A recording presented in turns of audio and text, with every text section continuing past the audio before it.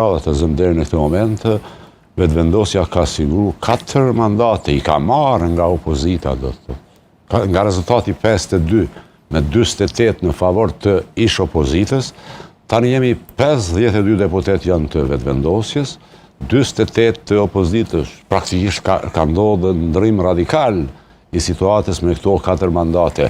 Nuk e di si do të ndodhë me mandate tjera, 1 ose 2, me sa diun kanë mbetur. Nëse dhe këto do t'i fitoj vetëvendosja, mendoj që mund të thuhet lirisht që epilogun e zgjedhjeve ka përcaktuar diaspora.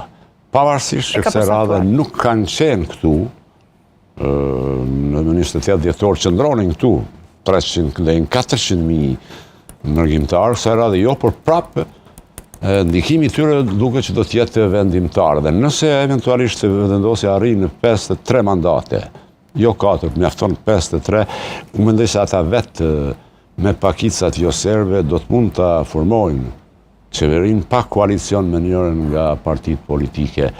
Por kjo nuk do të thot asgjë.